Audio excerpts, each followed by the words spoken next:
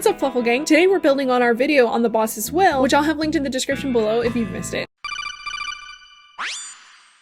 We're talking today about Liquid Snake's dream. I know Big Boss would probably come next, but I wanted to talk about Liquid Snake, okay? I'm sorry, I love him. Liquid Snake's dream is a twisted version of Big Boss's dream, which is a warped version of the boss's dream. It's interesting to see this third-hand interpretation of the boss's will, especially since Metal Gear Solid came out before Metal Gear Solid 3 was even a concept. Or maybe Kojima had this planned all along. Ooh. In order to understand Liquid's dream, we first need to understand how he interpreted Big Boss's dream. He believed Big Boss wanted a world where soldiers were valued. He romanticized Big Boss's time during the Cold War and the Cold War itself as a time where the world needed elite super soldiers. He wasn't aware that even during the Cold War, soldiers were used and tossed aside as pawns, just as they are in 2005 when Metal Gear Solid takes place. Big Boss himself was used during the Cold War as he and his mentor, the Boss, were pitted against each other to ease Cold War tensions. The Boss was tasked with faking a defection from the US and then to die by the hands of Big Boss to take the heat off of the US from a botched mission. Both were nothing but pawns to the US and the Soviet Union and were only valued so long as they could be used. Unfortunately, Liquid wasn't aware of the true story of what happened with Big Boss during the Cold War, and he bought into an idealized version of the Cold War and the past in general. I don't know where he gets this notion that super soldiers were valued and desired during the Cold War. Starting with World War I, the brutality of war disillusioned both American and British citizens, and both wanted to prevent any future world wars. Soldiers came home irrevocably changed, affected both by what they had seen and done, and by lasting injuries from artillery and chemical warfare. When World War II kicked off, US citizens stood divided on whether to engage or to hold steadfast to their isolationist policies. Following World War I, the League of Nations was also created in the hopes of preventing another world war. The Cold War was named thusly because it was a war where the world was trying to avoid World War III, so tensions between the US and Soviet Russia simmered just below direct confrontation for years. Liquid clearly romanticized the Cold War and what Big Boss had accomplished for the US, probably with the help of propaganda surrounding Big Boss painting him as a war hero. Okay.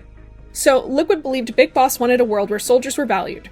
But what did that look like in practice? That's where things diverge. We're not going to dive too far into Big Boss's beliefs this video. We'll save that for another video when we can really dive into the nitty-gritty of it. But for brevity's sake, Big Boss was a nationalist and Liquid is an anarchist. Big Boss wanted to create a nation of soldiers with himself as leader of this nation to protect the rights and freedoms of those soldiers to fight for what they believe in, ideally Big Boss's ideals. Liquid wanted a world where there was no governing body to get in the way of the needs of soldiers so that the strong could take what they needed and wanted from the weak. Liquid is a social Darwinist, someone who believes a person can become powerful in society because they are innately better. Liquid believes his and the Genome Soldiers' Big Boss genes put them a cut above the rest and gives them the right to whatever they want to get their hands on. For Liquid, this was $1 billion and Big Boss's body. Liquid and the Genome Soldiers suffered one critical weakness. Because they're all based on the genes from one man, they all show signs of symmetry, meaning their genes leave them vulnerable to disease. And if you want me to go into further detail on the Genome Soldiers and their genes and how that all works, please let me know in the comments below. What's important to know about the Genome Soldiers, though, is what was mentioned before. Their genes leave them vulnerable to disease,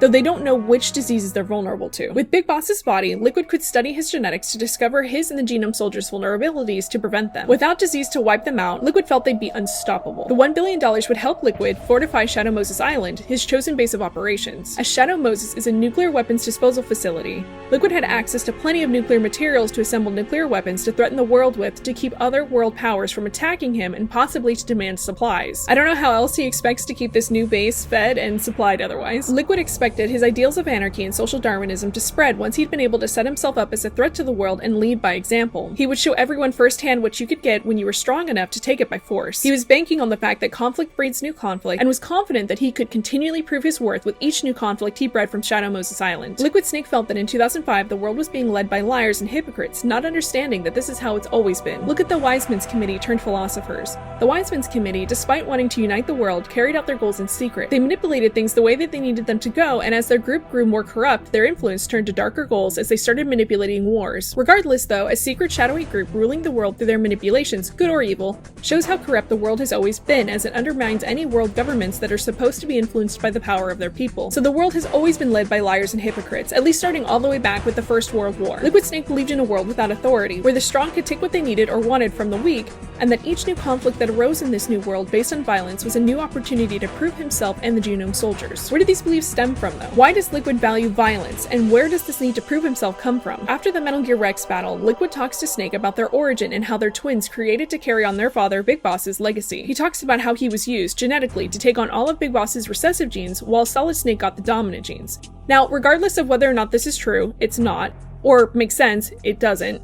Liquid was raised with the belief that he was inferior from before the day he was born. He's not good enough to live up to his father's name, and he really is just a byproduct of the true focus of the experiment, Solid Snake. Here we start to understand Liquid's needs to be the best and how his need to prove himself shaped his ideologies. Going back even further, Liquid's childhood was a turbulent one. When he was 7, he escaped his handlers while in Africa, and his handlers made no real effort to recover him, effectively abandoning him. While in Africa, he accumulated a group of child soldiers, and together they raided nearby villages to take what they needed. Liquid learned that you can get what you need in this world by force, and to not rely on anyone else to take care of you. During the events of MGS5, Liquid manipulates things so that he can get his hands on Metal Gear Sahelanthropus, a weapon designed to be a show of force, and makes off with it with the intent to use it to intimidate the world into giving him what he wanted.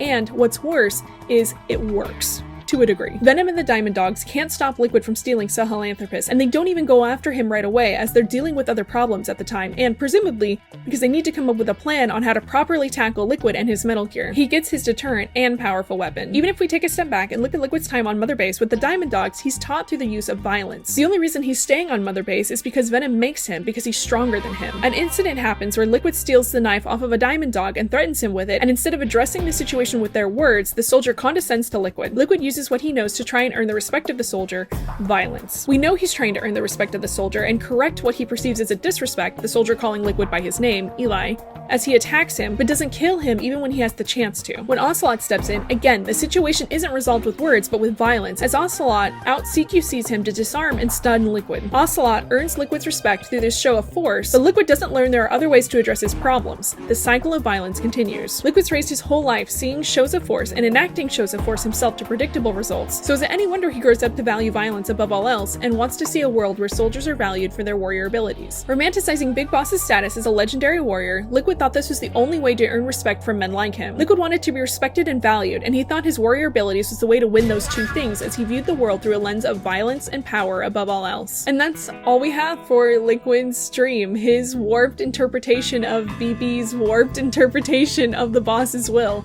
Like I said, it's really interesting to see how these characters influence one another while knowing the order of the games and how they came out, and how all of that kind of weaves together in a really cohesive way despite them coming out years and years apart from one another.